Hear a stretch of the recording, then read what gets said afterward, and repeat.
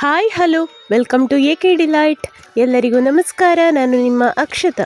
ಇವತ್ತು ನಾನು ರುಚಿಕರವಾಗಿ ಮನೆಯಲ್ಲೇ ಯಾವ ರೀತಿ ಪನ್ನೀರನ್ನು ಮಾಡ್ಬೋದು ಅಂತ ತೋರಿಸ್ತಾ ಇದ್ದೇನೆ.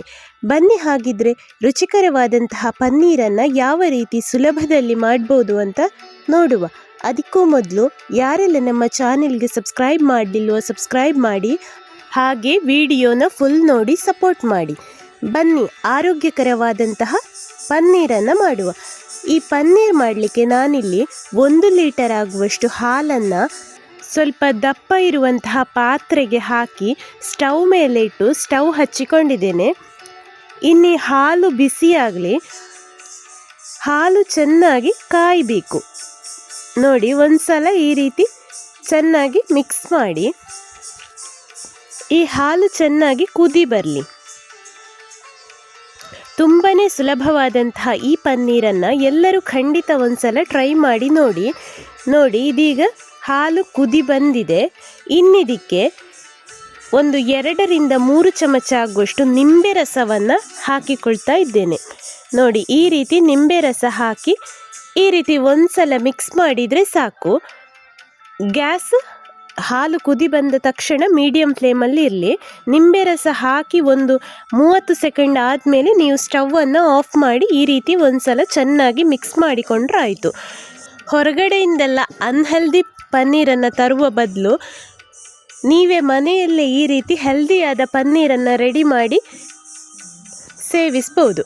ಇನ್ನು ನೋಡಿ, ಈ ರೀತಿ ಒಂದು ಪಾತ್ರೆ ತಗೊಂಡು ಅದರ ಮೇಲೆ ಒಂದು ಕಾಟನ್ ಬಟ್ಟೆ ಹಾಕಿ ನಾವು ರೆಡಿ ಮಾಡಿಕೊಂಡಂತಹ ಮಿಶ್ರಣವನ್ನು ನೋಡಿ ಈ ರೀತಿ ಆ ಕಾಟನ್ ಬಟ್ಟೆಗೆ ಹಾಕಿ ಚೆನ್ನಾಗಿ ಸೋಸಿಕೊಳ್ಬೇಕು. ಇನ್ನಿದಕ್ಕೆ ಫಸ್ಟಿಗೆ ಸೋಸಿಕೊಂಡಂತಹ ನೀರನ್ನು ತೆಗೆದು ಪುನಃ ಅದಕ್ಕೆ ನಾವು ಸ್ವಲ್ಪ ತಣ್ಣಗಿನ ನೀರನ್ನು ಹಾಕಿ ಈ ರೀತಿ ಚೆನ್ನಾಗಿ ವಾಶ್ ಮಾಡಿಕೊಳ್ಬೇಕು. ಅದರಲ್ಲಿರುವ ಹುಳಿ ಅಂಶ ಎಲ್ಲ ಹೋಗಬೇಕು. ನಾವು ನಿಂಬೆ ರಸ ಹಾಕಿದ ಕಾರಣ ಅದರಲ್ಲಿರುವ ಹುಳಿ ಅಂಶ ಎಲ್ಲ ಹೋಗುವಲ್ಲಿವರೆಗೆ ಈ ರೀತಿ ಚೆನ್ನಾಗಿ ಒಂದ್ಸಲ ಕ್ಲೀನ್ ಮಾಡಿಕೊಳ್ಬೇಕು. ಹಾಗೆ ಅದನ್ನು ಚೆನ್ನಾಗಿ ಪ್ರೆಸ್ ಮಾಡಿಕೊಳ್ಬೇಕು. ಅದರಲ್ಲಿರುವಂತಹ ನೀರಿನ ಅಂಶ ಎಲ್ಲ ಹೋಗಬೇಕು. ಬಿಸಿ ಇರ್ತದೆ, ಸ್ವಲ್ಪ ಜಾಗ್ರತೆಯಿಂದ ಮಾಡಿ. ಇನ್ನು ಅದರ ಮೇಲೆ ಯಾವುದಾದ್ರೂ ವೆಯ್ಟ್ ಇರುವಂತಹ ವಸ್ತುವನ್ನು ಇಟ್ಟರಾಯಿತು. ನಾವಿಲ್ಲಿ ಕಲ್ಲನ್ನು ಇಡ್ತಾ ಇದ್ದೇವೆ.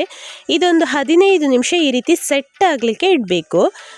ನೋಡಿ, ಇದೀಗ 15 ನಿಮಿಷ ಆಗಿದೆ. ಇನ್ನಿದನ್ನು ನೋಡಿ ಕಲ್ಲನ್ನು ತೆಗೆದು ಈ ರೀತಿ ನಿಧಾನಕ್ಕೆ ಓಪನ್ ಮಾಡಿಕೊಳ್ಳಿ. ಈಗ ನಮ್ಮ ಪರ್ಫೆಕ್ಟ್ ಆದಂತಹ ಪನ್ನೀರ್ ರೆಡಿಯಾಗಿದೆ. ಇನ್ನಿದನ್ನು ಬೇಕಾದಂತಹ ಸೈಜಲ್ಲಿ ಈ ರೀತಿ ಕಟ್ ಮಾಡಿಕೊಂಡ್ರೆ ಆಯಿತು. ನೀವು ಬೇಕಿದ್ರೆ ಚಾಕುವಿನ ಸಹಾಯದಲ್ಲಿ ಕೂಡ ಈ ರೀತಿ ಕಟ್ ಮಾಡಿಕೊಳ್ಳಬಹುದು. ತುಂಬಾ ಸುಲಭವಾಗಿ ಮಾಡುವಂತಹ ಈ ಪನ್ನೀರ್ ರೆಸಿಪಿ ಎಲ್ಲರಿಗೂ ಖಂಡಿತ ಇಷ್ಟ ಆಗಿದೆ ಅಂದ್ಕೊಳ್ತೇನೆ. ಈಗಿನ ಜನ್ರೇಷನ್ ಮಕ್ಕಳಿಗೆಲ್ಲ ಪನ್ನೀರ್ ರೆಸಿಪಿ ಎಲ್ಲ ತುಂಬ ಖುಷಿ ಆಗ್ತದೆ.